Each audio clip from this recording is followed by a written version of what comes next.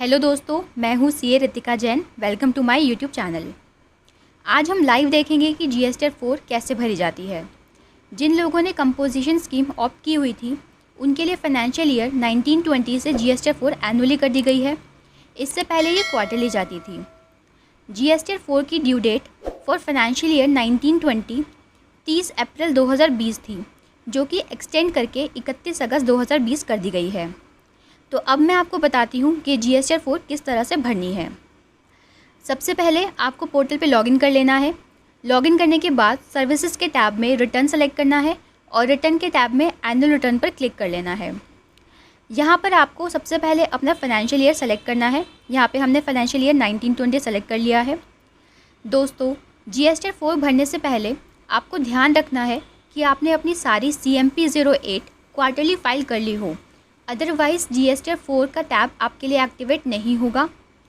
और साथ ही आपको जीएसटी 4 बहुत ही ध्यान से भरना है, क्योंकि इसको रिवाइज़ करने का ऑप्शन हमारे पास अवेलेबल नहीं है। जीएसटी 4 को फाइल करने के लिए हमारे पास दो ऑप्शन अवेलेबल हैं, ऑनलाइन मोड या ऑफलाइन मोड। अभी ऑफलाइन मोड का ऑप्शन पोर्टल पर अवेलेबल नहीं हुआ है, इसीलिए हम इसको ऑनलाइन ही फाइल करेंगे। सबसे पहले आपको यहाँ पर लास्ट ईयर का एग्रीगेट टर्नओवर फिल करना है और इसको सेव कर देना है। और सेव करने के बाद इस तरह से आपको कुछ और ऑप्शन शो होंगे। अगर आपकी रिटर्न निल है तो यहाँ नॉर्मली टिक करके प्रोसीड टू फाइल कर दीजिए, और अगर आपकी रिटर्न अदर देन निल रिटर्न है तो यहाँ पर से एप्लीकेबल टेबल सेलेक्ट करके डाटा फिल करना होगा। तो चलिए पहले मैं आपको बता देती हूँ कि ये टेबल्स हैं क्या। टेबल नंबर 4A, 4B और 4C ये तीनों परचेज़ रिलेटेड टेबल्स हैं।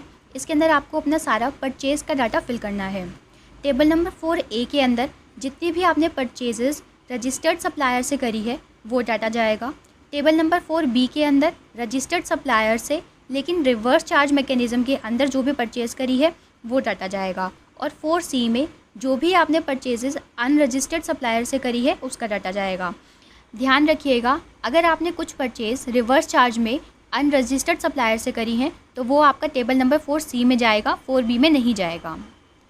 टेबल नंबर 4D में आपको इंपोर्ट ऑफ सर्विसेज का पूरा डाटा फिल करना है। अगर आपने कोई सर्विस इंपोर्ट करी है तो उसकी डिटेल यहाँ जाएगी। टेबल नंबर 5 में जो भी आपने क्वार्टरली CMP 08 फाइल करी है उसके बेसिस पे डाटा ऑटोफिल हो जाएगा। टेबल नंबर 6 में tax rate wise inward and outward supplies की डिटेल देनी है। इनवर्ड सप्लाईज़ का डाटा ऑटोफिल होगा, बस आपको आउटवर्ड सप्लाईज़ की डिटेल देनी होगी। टेबल नंबर 7 में TDS और TCS की डिटेल देनी होगी, जो कि ऑटोफिल होगी। तो चलिए अब हम हर एक टेबल को एक एक करके देख लेते हैं कि इसमें डिटेल्स कैसे फिल करनी है। टेबल नंबर 4 आता है inward supplies received from a registered supplier. इसके अंदर हमें रजिस्टर्ड सप्लायर से की हुई सारी परचेज़ की डिटेल देनी है। इसके लिए सबसे पहले हम यहाँ पे डालेंगे सप्लायर का GSTN, और इसके बाद ट्रेड नेम और place of supply automatically fill हो जाएगा। इसके बाद यहाँ पर ऐड डिटेल्स पे क्लिक कर लेना है। क्लिक करने के बाद आपके पास एक और ऑप्शन आ जाएगा आइटम डिटेल्स का। इसके अंदर आपको अपनी टैक्सेबल वैल्यू फिल करनी है और रेट फिल करना है। दोस्तों, यहाँ पर आपको रेट वाइज डिटेल देनी है, इन्वॉइस वाइज डिटेल नहीं देनी है। अगर आप सेम रेट पे 10 इन्वॉइसेस भी परचेज़ करते हैं तो वो आप यहाँ पे क्लब करके लिख सकते हैं। अगर सेम पार्टी से आप किसी और रेट पे भी परचेज़ करते हैं तो उसके लिए आपको यहाँ पर ऐड डिटेल्स पे दोबारा से क्लिक करना होगा और उस रेट की डिटेल्स आपको अलग से मेंशन करनी होगी। इसी तरीके से हमें सारे सप्लाई की डिटेल यहाँ पर फीड कर देनी है। सेव करने के बाद ये कुछ इस तरीके से दिखेंगी। इसके बाद बात करते हैं टेबल नंबर 4B की, inward supplies from registered supplier लेकिन रिवर्स चार्ज के केस में। तो यहाँ पर भी सेम प्रोसेस रहेगा। हमें यहाँ पर सप्लाई का GSTN डालना है, उसके बाद ट्रेड नेम और place of supply automatically fill हो जाएगा। उसके बाद ऐड डिटेल्स पे क्लिक करके फर्दर हम अपनी टैक्सेबल वैल्यू और रेट दोनों यहाँ पे फिल करेंगे और अमाउंट ऑफ टैक्स ऑटोफिल हो जाएगा। यहाँ पर भी सेम रेट वाइज डिटेल जाएगी, इनवॉइस बेस्ड नहीं जाएगी। तो जो भी आपकी सेम रेट पे परचेज़ है सेम सप्लायर से, वो एक कॉलम में लिखनी है और उसको सेव कर देना है। नेक्स्ट आता है table number 4C, inward supplies from unregistered supplier. यहाँ पर आपको जो भी आपने परचेजेस अपनी अनरजिस्टर्ड सप्लायर से करी है उसकी डिटेल देनी है। अगर परचेज़ पर रिवर्स चार्ज एप्लीकेबल था तो यहाँ पर टिक कर देना है और उसके बाद फर्दर डिटेल्स फिल करनी है। यहाँ पर आपको सप्लायर का पैन मेंशन करना है। अगर आपके पास ये अवेलेबल नहीं है तो आप इसको ब्लैंक भी छोड़ सकते हैं। उसके बाद ट्रेड नेम फिल करना है। Place of supply auto fill हो जाएगी और सप्लाई टाइप कि ये इंट्रा स्टेट है या इंटर स्टेट है, ये आपको सेलेक्ट करना है। इसके बाद यहाँ पर ऐड डिटेल्स पर क्लिक कर देना है। यहाँ पर आपको टैक्सेबल वैल्यू फिल करनी है और रेट फिल करना है, जैसे कि हमने टेबल नंबर 4A और 4B में किया था। Table number 4D import of services, इसके अंदर आपने जो भी अपनी सर्विस इंपोर्ट करी है उसकी डिटेल जाएंगी। प्लेस ऑफ सप्लाई आपका सेम स्टेट ही रहेगा।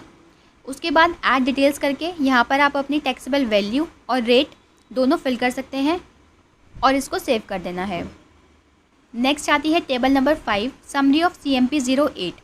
ये आपकी ऑटो फिल होगी। जो भी आपने अपनी CMP 08 क्वार्टरली फाइल करी है उसके बेसिस पर ये ऑटो फिल मिल जाएगी, लेकिन इसको भी एक बार आप चेक कर लीजिए क्योंकि कई केसेस में ये गलत भी शो हो रही है।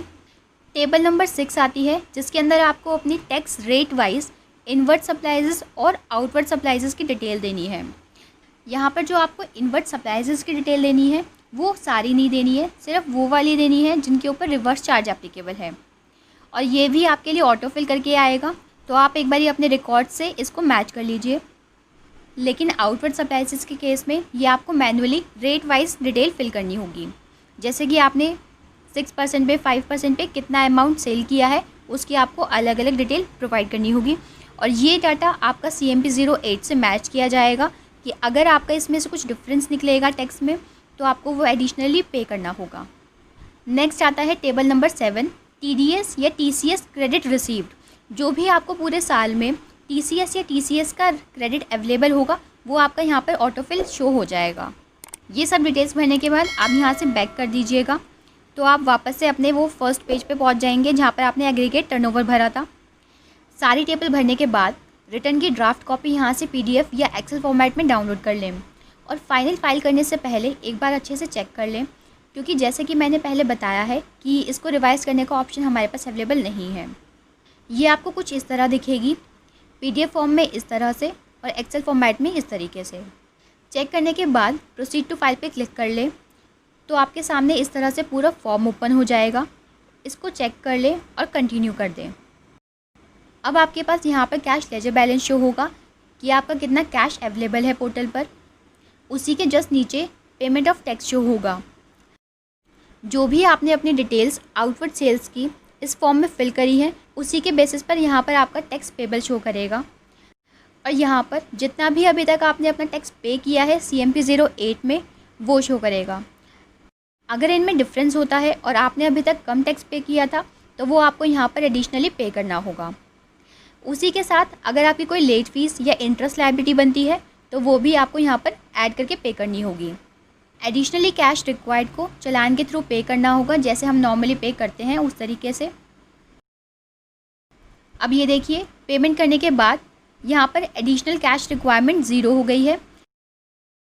तो अब इसको फाइनल फाइल करते हैं। उसके लिए यहाँ पर ऑथराइज सिग्नेचर सेलेक्ट कर लें और फाइल GST 4 पर क्लिक कर दें। उसके बाद आप इसको EVC या DSC किसी भी मेथड से फाइनली फाइल कर दें और इसकी एक कॉपी यहाँ से डाउनलोड कर लें अपने रिकॉर्ड्स के लिए। आज की वीडियो में इतना ही। आपसे हर वीडियो में मैं आपसे एक क्वेश्चन पूछूंगी जिसका आंसर आपको कमेंट बॉक्स में नीचे बताना है, और सही जवाब देने वालों में से किसी एक रैंडम विनर को चूज़ किया जाएगा। तो आज का क्वेश्चन है GSTR 4 भरने की ओरिजिनल ड्यू डेट क्या होती है? कमेंट करके हमें ज़रूर बताइए, और हमारे साथ इसी तरह से जुड़े रहने के लिए सब्सक्राइब करना ना भूलें। Thank you.